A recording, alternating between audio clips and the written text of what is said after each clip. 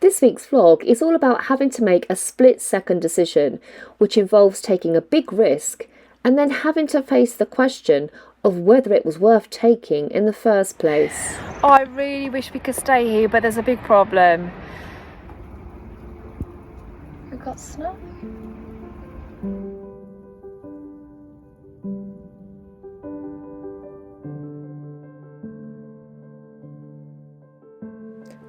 I think I'm going to move tomorrow now instead.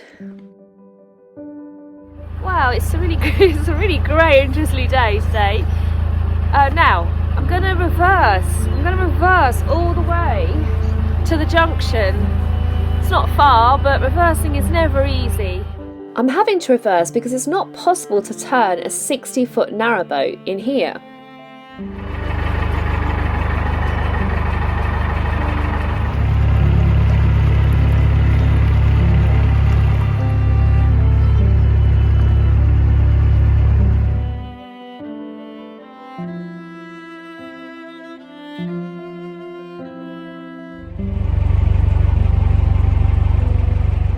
Today's journey is only short, and I hope to stop outside the Hollybush Inn and then continue further along the Colden Canal in the drier weather promised for tomorrow.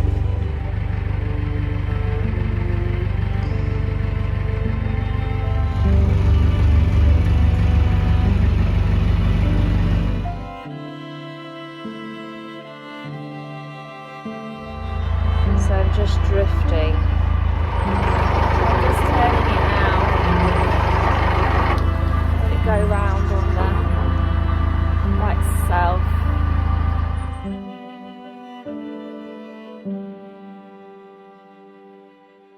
I love this junction. It's got to be one of the prettiest junctions. I think I might have said that. Hazelhurst Junction. There's an issue apparently. I think it's with the third lock here, in that it is very built up with weeds. Some boaters have been saying this week that they struggle to get through. This is Snake Wart. Snake Wart is given its name because in Yucatan it was infused and mixed with honey as a treatment for snake bites. Got to get the barge pole because there's a whole load of weeds at the other end. So I'm going to go to the front of the barge pole.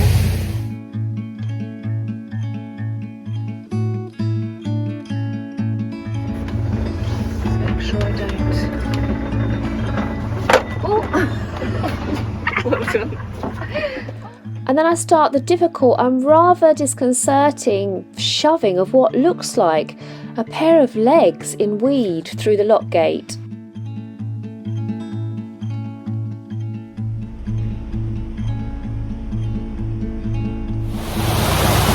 Right! Now I'm going to be pushing that along. This gorgeous structure ahead of us is Hazelhurst Aqueduct, which carries the leak branch overhead.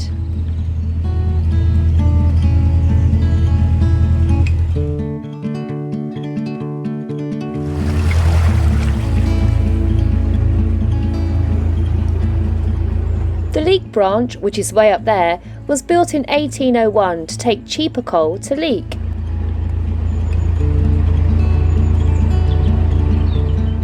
This gorgeous old working boat still has its original Gardner engine, and it used to transport carbon disulfide from Trafford Park in Manchester to Coventry, and now it does winter deliveries of coal on the Colden. Now this is our first stop. We're approaching the pub, the Hollybush. It's a brilliant pub. It's so dog friendly. Sparrows here are amazing.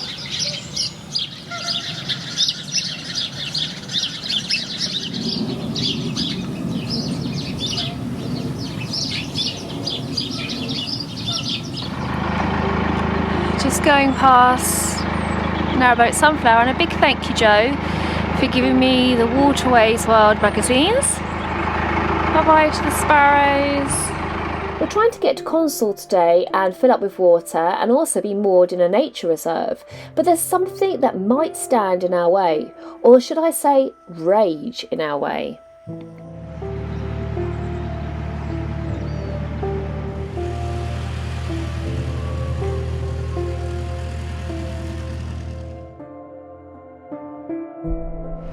So this is coming up to Walgrange Station, which is the old railway station. Which is on the disused North Staffordshire railway line that I showed you last week. And this is it, this is the station. Well, it would have been the station master's house.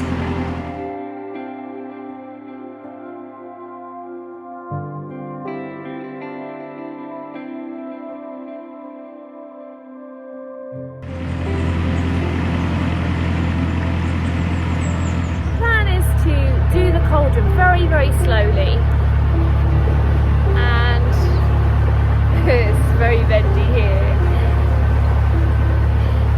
because it's such a beautiful canal, and I want to make sure I find out as much as I can about it.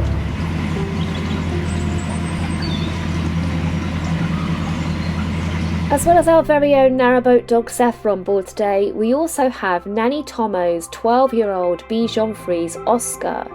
Bichon Frise were originally bred to be Spanish sailing dogs, so he feels right at home on the narrowboat.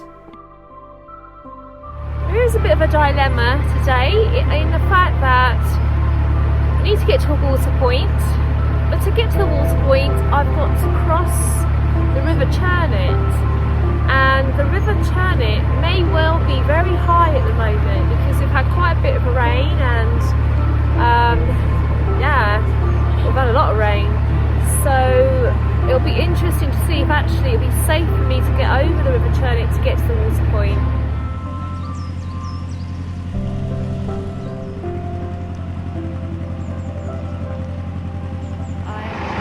This building ahead is Flint Mill.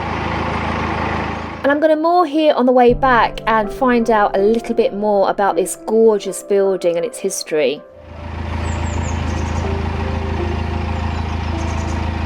And then we've got a lock straight ahead.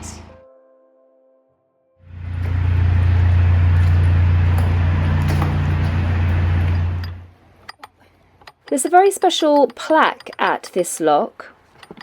It marks the reopening of the Calden Canal in 1974 by a group of waterway enthusiasts who worked really hard to restore a derelict canal to this thriving one that I'm on today.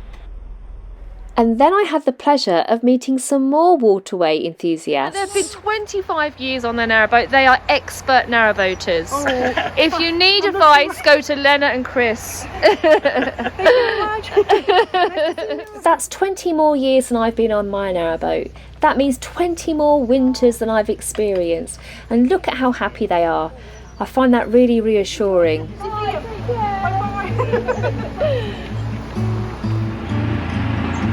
And here comes the train!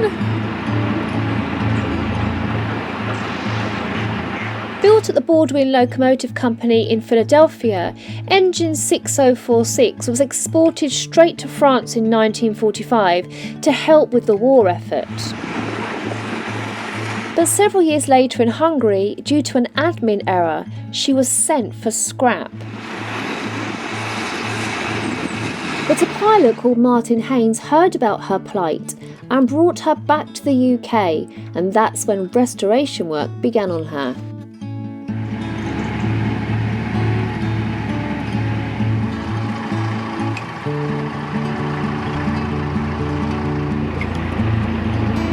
This is nesting season for herons. February is always a busy month.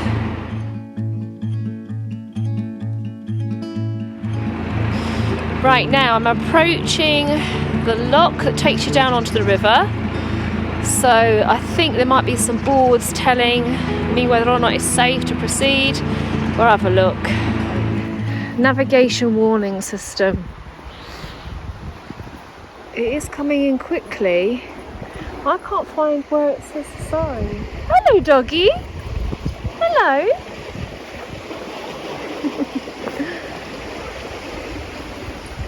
Right, let's see if we can find it there. Hey. River extremely dangerous when in flood. I cannot see, before descending the lock, check the water level in the river pound below using the indicator positioned under the footbridge. So it's under the footbridge. We need to go and have a look under the footbridge. We need to go, here. It looks like the watermark is right on the border where the green and red meet. So it's not completely in the red, but it is just showing red. If I stay, I haven't got water. If I go, I may be swept along the river and never seen again. And I still won't get water, will I?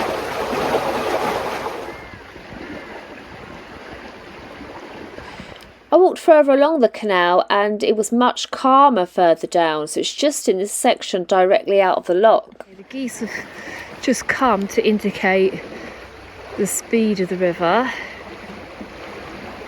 Oh, yeah. Oh, yeah. Oh my goodness. So what happens to these geese when they get to there? They slow down again. Thank you, geese. The geese are always willing to lend a hand. It's what we call a goose hander.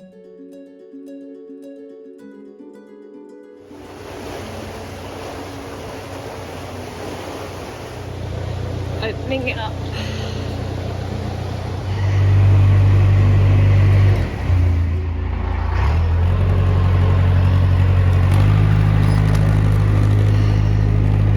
Right, okay, here we go.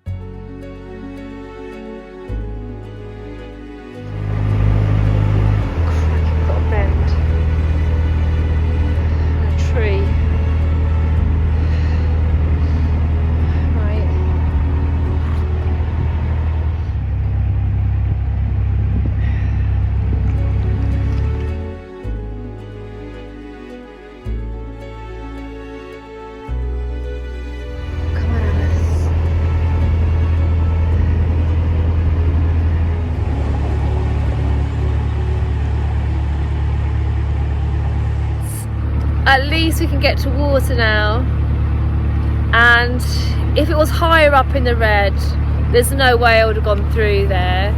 It was just because it was on the border, and it started to rain in the lock, and I thought, oh no, but it stopped raining.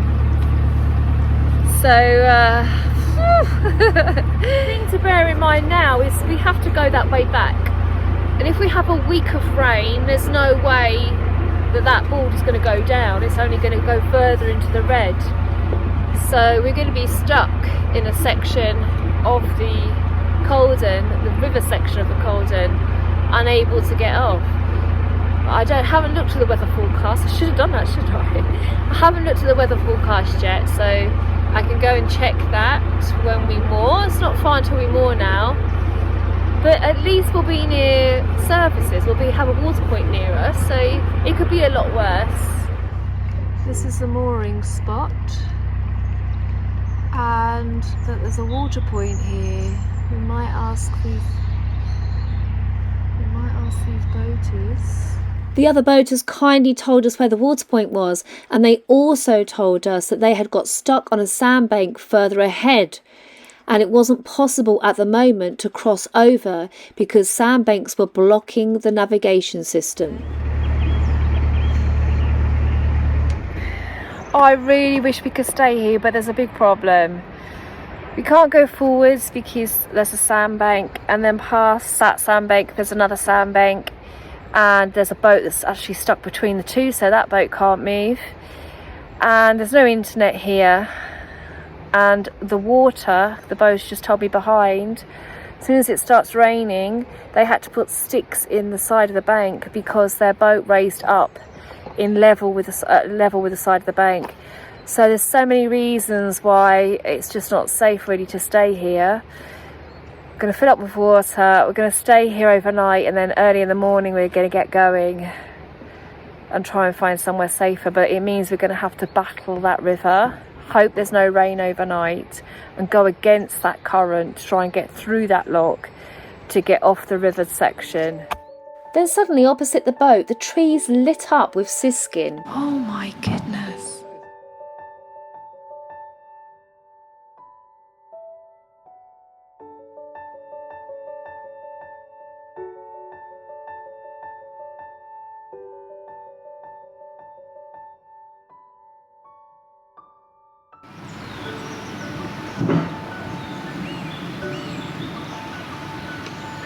Let's look at the skins.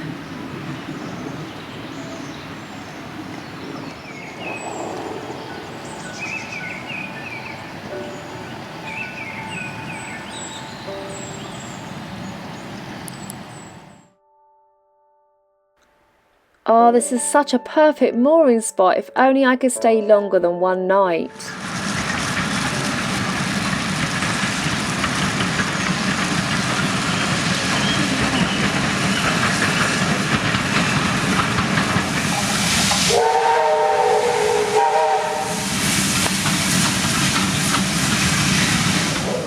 I'm in the pub doing my comments, and I've had the most amazing evening, and I will share some of that with you tomorrow.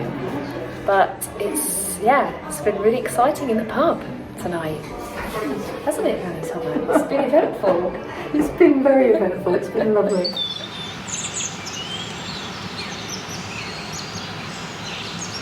I'm still moored here, and I'm going to stay here for the whole week, and that's a big thank you, largely due to Jason, the landlord of the pub. He's let me use his internet, and also he said if I need anything, just to give him a shout.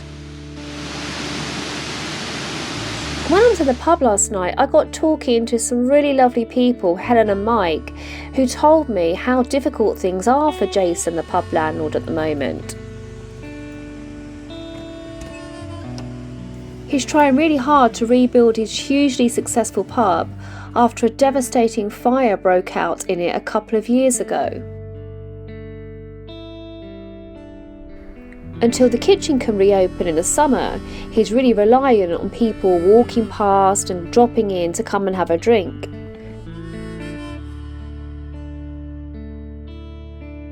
You can buy a t-shirt if you want to support the pub, and also I've given Jason a couple of my books to sell if he wants to.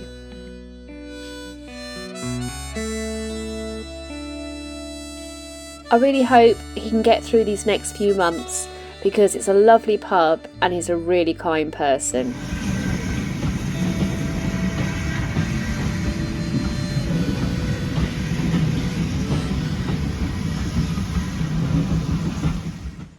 These are the remains of the Consul lime kilns, and all but one of them has been bricked up. And in it, a magical world is growing. If only the brick could talk, what stories it would tell. Good morning, everybody. My name's Ian, the storyteller. Here I am down the Consul Valley, and I'm at this lime kiln. It's a beautiful lime kiln, and I've got a little story for you just before you disappear, winding your way down the canal. And this is an old story, and it's a very true story of a woman called Mary.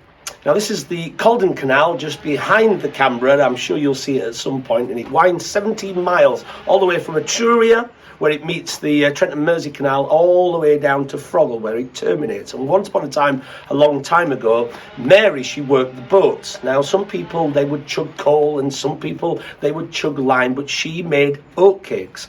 And they did say of Mary's oatcakes that they were so good, they would tempt the devil himself.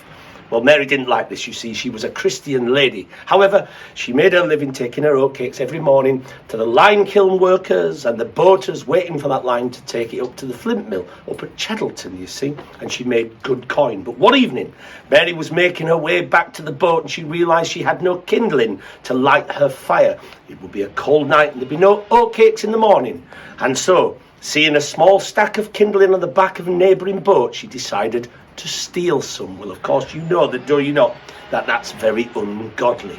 But she thought she could say a prayer in the morning and all would be well. And so she stepped onto the boat and stole that kindling and took it away to light her fire. But the man who owned that boat saw Mary do it and decided to pay her back.